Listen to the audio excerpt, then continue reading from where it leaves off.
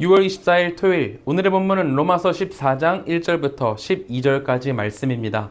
우리 함께 봉독하도록 하겠습니다. 믿음이 연약한 자를 너희가 받되 그의 의견을 비판하지 말라. 어떤 사람은 모든 것을 먹을 만한 믿음이 있고 믿음이 연약한 자는 채소만 먹느니라.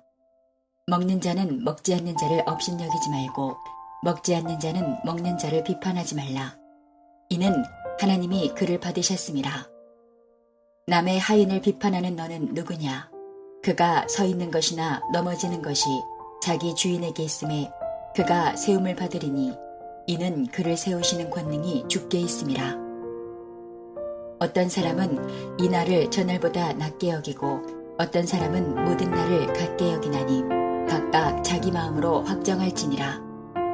나를 중히 여기는 자도 주를 위하여 중히 여기고 먹는 자도 주를 위하여 먹으니 이는 하나님께 감사하며 먹지 않는 자도 주를 위하여 먹지 아니하며 하나님께 감사하느니라. 우리 중에 누구든지 자기를 위하여 사는 자가 없고 자기를 위하여 죽는 자도 없도다.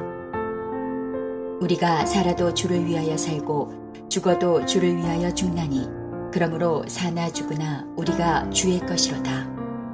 이를 위하여 그리스도께서 죽었다가 다시 살아나셨으니 곧 죽은 자와 산 자의 주가 되려 하심이라.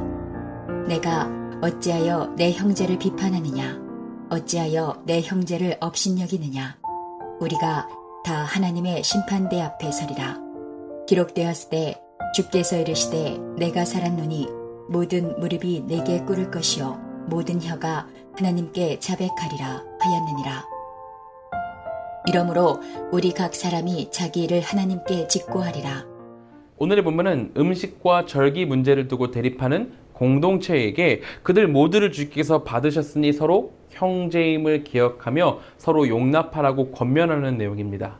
바울은 1절에서 이렇게 이야기를 하죠. 믿음이 연약한 자를 너희가 받되 그의 의견을 비판하지 말라. 바울은 로마 교회 안에 믿음이 연약한 자, 그러니까 여전히 율법 아래에서 율법의 문자적인 따름을 중요시하는 성도들, 그들의 의견을 받아주라고 말을 하고 있습니다. 그들의 주장을 인정하고 용납하라는 거죠. 바울이 왜 이렇게 이야기를 하고 있냐 하면은 로마 교회 안에 음식과 절기를 두고 의견이 대립하고 있었기 때문입니다. 우상 숭배에 바쳐진 고기를 먹어서는 안 된다며 채식을 고집하고 구약의 절기를 여전히 지켜야 한다고 주장하는 율법 중심 그룹과 그리스도 안에서 자유를 확신하는 자유 중심 그룹이 서로 대립했던 겁니다. 물론 예수께서 십자가에서 돌아가심으로 율법을 완성하셨기에 고기와 절기의 문제를 가지고 지금까지도 씨름을 하는 건 아직 신앙적으로 성숙하지 못한 모습이긴 합니다. 예수 안에서 자유를 충만하게 느끼는 그룹으로서는 이렇게 율법을 고집스럽게 따르는 이들의 모습이 비성경적으로 보였겠죠. 그들의 눈에는 그리스도의 구원의 능력을 비하하는 것처럼 보였을 겁니다. 그래서인지 오늘 본문을 보면 자유를 중시하는 그룹이 율법을 중시하는 그룹을 많이 나무라고 부족하게 여겼던 것 같습니다.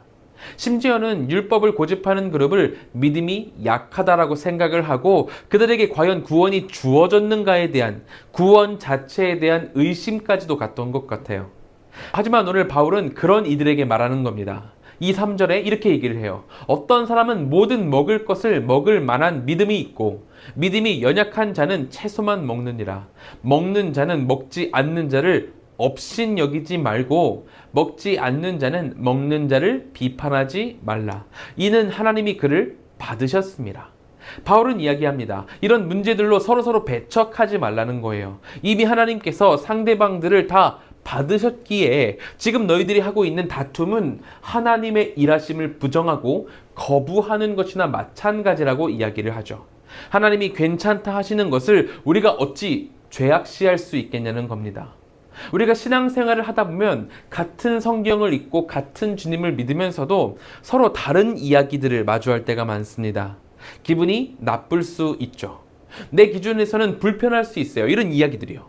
하지만 그것이 다를 것뿐이지 틀린 이야기가 아니라면 우리는 내가 가진 지식의 한계를 인정하고 그럴 수밖에 없는 상대방의 형편을 이해하며 하나님의 다양성에 존중해야 됩니다.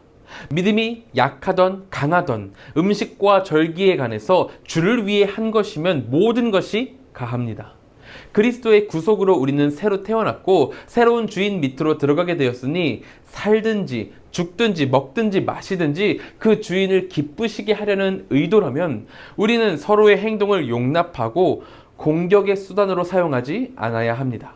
왜냐하면 바른 교리나 관습을 주장하더라도 사랑이 없으면 소용이 없고 주님의 영광을 위한 것이 아니라면 무익하기 때문입니다. 형제의 잘못을 바로잡는 것은 좋은 일이고 필요한 일입니다. 하지만 그가 그리스도의 피를 나눈 형제라는 사실을 잊은 채 그저 정죄하는 것에 몰두한다면 주께서도 우리를 판단하시는 그날에 하나님의 심판을 피할 수 없게 된다는 거죠. 바울은 이에 대해서 10절에 이렇게 이야기를 합니다. 내가 어찌하여 내 형제를 비판하느냐? 어찌하여 내 형제를 업신 여기느냐? 우리가 다 하나님의 심판대 앞에 서리라. 형제를 비판하고 업신 여기며 옳고 그름을 분별하는 것은 중요하고 꼭 필요한 일이지만 그 전에 내 부족함을 전제하지 않는다면 하나님은 이미 용납하신 그 일을 인간인 내가 정죄하게 되는 불상사가 생기게 됩니다. 그러므로 오늘 우리 함께 기도할 때에는 우리 안에 용납과 관용의 마음을 놓고 기도하길 소망합니다. 물론 우리는 우리의 신앙 근본을 흔드는 행위에 대해서는 절대로 용납할 수 없고 관용할 수 없습니다.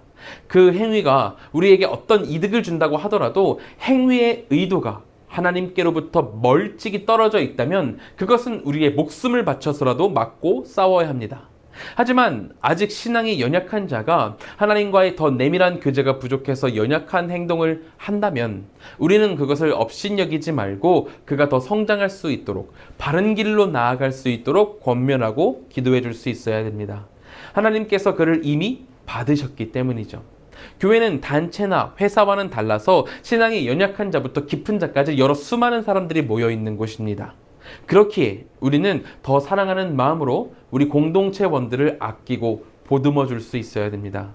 나 또한 신앙이 연약했을 때 얼마나 주님 앞에 부끄러운 일들을 했었는지를 기억하고 더 성숙한 자로서 신앙의 문제가 없다면 용납하고 관용하는 큰 마음을 갖는 우리가 되어야 한다는 거죠.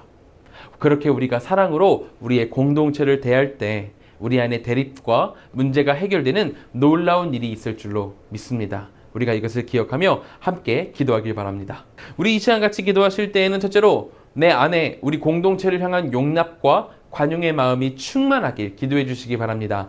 둘째로는 한국과 세계를 위해서 기도하겠습니다. 사회, 경제, 문화, 정치, 전쟁 이 모든 것 가운데 주님의 회복이 임하길 기도하길 소망합니다.